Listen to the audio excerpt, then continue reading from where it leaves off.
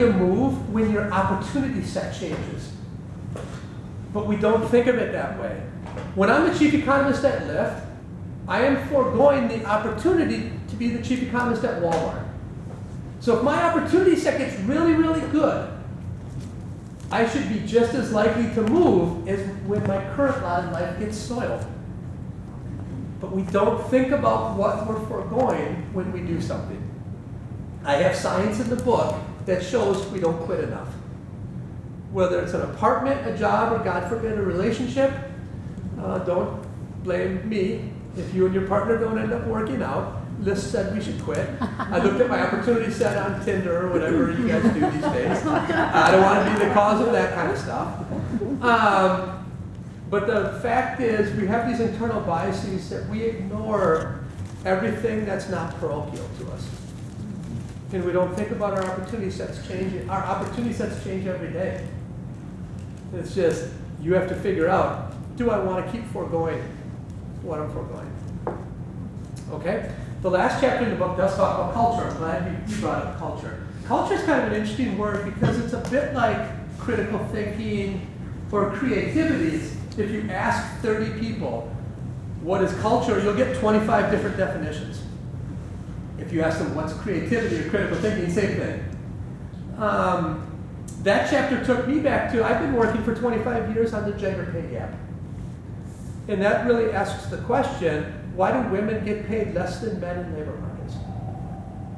And it talks about reasons why in that chapter. And it goes all the way back to how we've been socialized. So one experiment I talked about in the book is an experiment where we hired thousands of people. So we put 2 job ads out there. The first job ad said, wages are negotiable. Guess what happened there? Women negotiated like mad. And they got higher wages. Another ad we placed didn't have that sentence in it. But other than that, it was identical. Guess what women did in that case?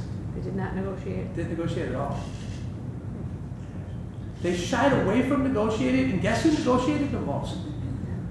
Low quality men. They really stepped up.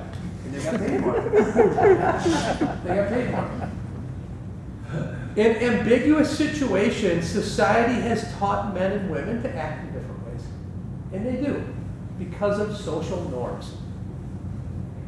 So what do you think happened? You're with me, we're one with each other right now, right? What do you think happened when I did a bunch of these experiments over in a set of villages in India that are matrilineal? So here's what I mean by matrilineal. We fly into this airport in Shillong, India, and we're being taken to the villages in a cab. And we keep seeing the exact same billboard. And finally I said to Manat, the driver, Manat, what does that say? He goes, it's the men again. They're asking for equal rights. They're never going to get it. I don't know why they keep asking for it. Men were asking for equal inheritance because all of the inheritance in these households runs through the youngest female. If you knock on a door, it's called the Khasi tribe, Khasi. If you knock on a door, the man will come, greet you, go to the side, and take you back to see the woman of the house. The woman of the house will decide what you plant. She will go to the market and buy, sell, and trade. And she will make every important decision in the household. There are like 4 of these villages in the world. And a matrilineal. No matriarchal ones. So we looked at those data and we compared it to patriarchal villages. Patriarchal villages, for example, in Tanzania.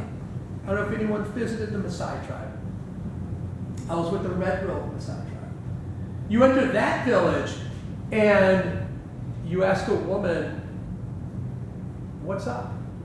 She said, nothing, I just sit in my hut all day, and for 15 minutes a day, my rights are my husband has to come and visit me for 15 minutes a day. That's what I do. You ask a man, what's going on? What's your wealth? he says, 30 head of cattle, 5 donkeys, 2 horses, and 7 wives. And I'm thinking about buying another wife, but it will cost 9 head of cattle, so it's a little bit too expensive. I'm not going to buy another wife. Women are treated like commodities in this particular patriarchal society. We do experiments with them. The bad news is they look a lot like us in how men and women behave in these experiments. Now let's go back to the matrilineal society. Guess how they behave?